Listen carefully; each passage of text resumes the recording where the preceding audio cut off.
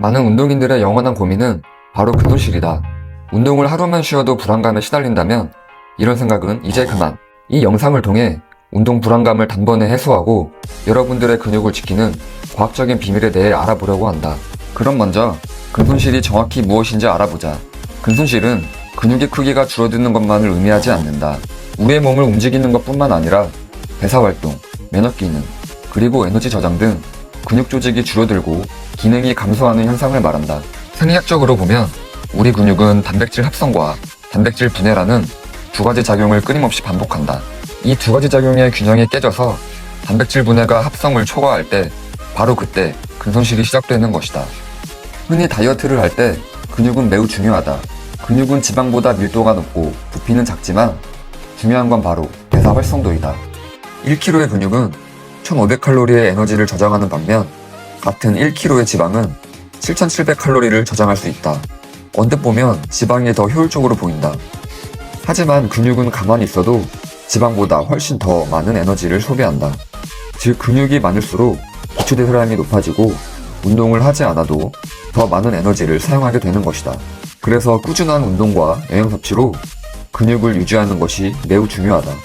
그렇다면 근육을 빼앗아가는 근손실의 주요 원인은 무엇일까? 크게 네 가지로 나눌 수 있다. 첫 번째는 운동 중단이다. 우리의 몸은 정말 효율적인 시스템을 가지고 있다. 운동이라는 강한 자극이 없어지면 뇌는 더 많은 근육은 필요 없어 라고 판단하고 에너지를 최소화하기 위해 근육의 크기와 근력을 줄이기 시작한다. 두 번째는 단백질 섭취 부족이다. 운동 후 적절한 단백질을 섭취하지 않으면 근육 합성이 제대로 이루어지지 않고 오히려 우리의 몸은 근육 내 단백질을 에너지원으로 사용하기 시작한다. 특히 고강도 운동을 하던 사람들이 단백질 섭취까지 줄이게 되면 근손실은 더욱 가속화된다. 세 번째는 스트레스 및 수면 부족이다. 스트레스가 심해지고 수면 시간이 부족하면 코르티솔이라는 호르몬 수치가 증가하는데 이 호르몬은 근육의 단백질 분해를 촉진시킨다. 만성 스트레스는 심지어 근육 생성을 억제하는 호르몬까지 분비시키니 근손실의 정말 최악의 조건이다. 마지막 네 번째는 노화 또는 만성 질환이다. 안타깝게도 30대부터는 근육의 성장이 더뎌지고 40대 이후부터는 매년 1에서 2%씩 근육이 자연적으로 감소한다. 이때 운동 자극이나 단백질 섭취가 부족하면 근손실의 속도는 더욱 빨라진다. 그렇다면 대체 근손실은 언제부터 시작될까? 결론부터 말하자면 운동을 한 번 안 했다고 당장 근육이 사라지지는 않는다. 우선 운동을 중단한 후 1, 2주차에는 눈에 띄게 몸의 크기가 줄어들었다고 체감할 수 있다. 이는 근육 내에 저장되어 있던 수분이 가장 먼저 빠져나가기 때문이다. 하지만 이때는 근육의 크기가 줄어든 것이지 근육 세포 자체의 개수나 근력의 감소는 미비하다. 근육 단백질의 구조는 거의 그대로 유지된다. 이 시기에는 다시 운동을 시작하면 빠르게 근손실을 예방하고 근력을 회복할 수 있다. 하지만 3주 이후부터는 실제적인 근손류의 감소가 시작된다. 수분 감소와 더불어 근육 내에 저장되어 있던 글리코겐까지 줄어들게 되고 이 단계에서는 근육의 크기는 물론 실제적인 근력의 감소까지 경험하게 된다. 평균적으로 일주일에 1에서 1.14kg의 제지방량 감소가 일어나고 최대 5에서 10%의 근육량이 감소될 수 있다. 그리고 한 달 이후부터는 근손실이 더욱 뚜렷하게 나타나며 일상생활에서도 근력 저하를 경험할 수 있다. 물론 이 근손실의 진행 속도는 개인마다 편차가 존재한다. 나이, 성별, 운동 경력, 평소 활동량, 그리고 영양 상태 등에 따라 달라지기 마련이다. 고연령자는 근육 합성 반응과 성장 호르몬의 분비가 감소하기 때문에 근손실의 속도가 더 빠를 수 있다. 하지만 운동 경험이 많았던 사람들은 근육 메모리 시스템 덕분에 다시 운동을 시작했을 때 이전의 근육량을 빠르게 회복할 수 있다는 장점이 있다.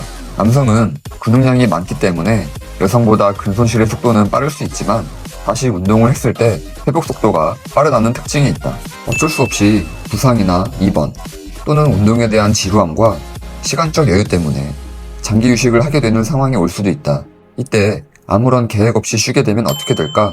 근손실은 물론이고 체지방 증가와 기초대사량 감소라는 최악의 시나리오가 발생한다. 게다가 3주 이상의 휴식 후 다시 운동을 시작하면 근손실로 인한 무지막지한 근육통과 운동 자체에 대한 스트레스에 시달리게 될 것이다. 그렇다면 이렇게 소중한 근육들을 지키기 위해 우리는 어떻게 해야 될까?